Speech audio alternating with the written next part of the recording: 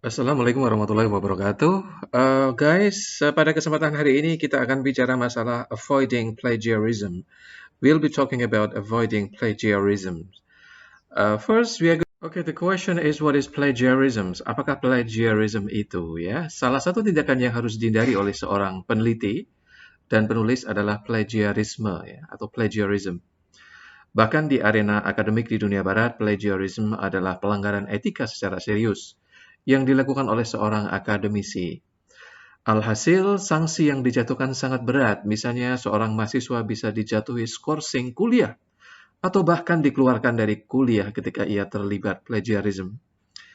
Contoh lain, seorang dosen bisa mendapatkan skorsing ataupun dikeluarkan dari kampus tempat ia mengajar jika ia melakukan plagiarism. Ya, berat sekali ya. Well, secara umum plagiarism dimaknai sebagai upaya untuk mencuri ya karya orang lain, baik itu dengan mengutip sebagian kecil maupun sebagian besar karya orang lain untuk diakui sebagai karyanya. Dalam konteks akademis, seorang melakukan plagiarism jika seorang penulis mengutip pendapat orang lain secara persis dengan kalimat penulis yang dikutip. Walaupun sudah mencantumkan nama penulis dan tahun di belakang kutipan, kalimat yang betul-betul mirip dengan tulisan yang kita kutip masih dianggap plagiarism. Nah, agar terhindar dari plagiarism, langkah utama yang harus dilakukan oleh seorang penulis adalah mengutip dengan menyertakan nama akhir pengarang dan tahun penerbitan sumber yang kita kutip, ya. Berikutnya kita akan belajar cara-cara menghindari plagiarism. Ya, cara yang pertama dengan menggunakan kata according to, ya, kemudian diikuti oleh nama belakang pengarang dan tahun yang diletakkan dalam kurung setelah diikuti oleh kutipan yang telah diparafrase. Contoh, ya, bisa dilihat contoh di sini, guys.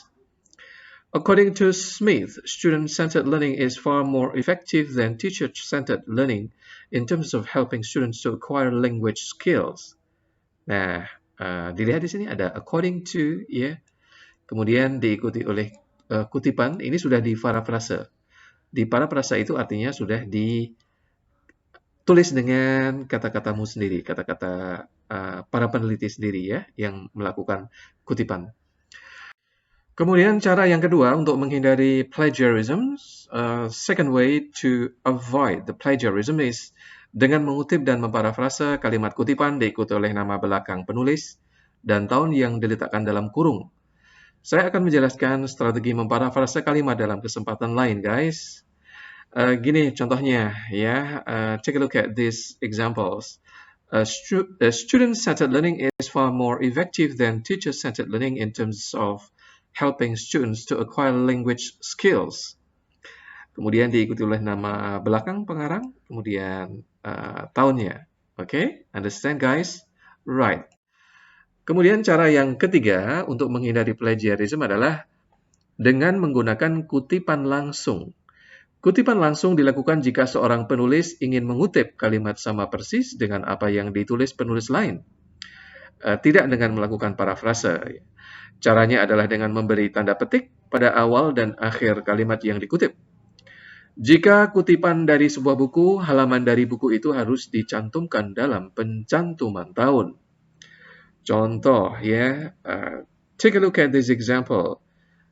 Smith, kemudian tahun, kemudian halaman, said that student-centered learning approach was preferable due to its effectiveness in assisting students' language acquisition compared to teacher-centered learning. Dan ini dikasih tanda petik. Artinya apa? Artinya ini sama persis dikutip dari sumber aslinya. Next, cara yang keempat untuk menghindari plagiarisms adalah dengan menggunakan reporting verb seperti point out, argues, maintains, claims, concludes, and suggests. Caranya adalah dengan menyebutkan nama penulis dan tahun diikuti oleh reporting verbs dan kutipan yang telah diparafrase. Take a look at these examples. Smith, ditulis tahun 2018 ya. Smith points out atau argues atau maintains atau claims atau concludes atau suggests that student-centered learning is far more effective than teacher-centered learning in terms of helping students to acquire language skills. Oke, jadi bisa menggunakan ini reporting footnya ya. Alright, oke, next guys. Oh ya, udah habis ya. Terima kasih sekali atas perhatiannya. Thank you very much for watching. And I do hope that you're going to be successful in learning English. Wassalamualaikum warahmatullahi wabarakatuh. Thank you.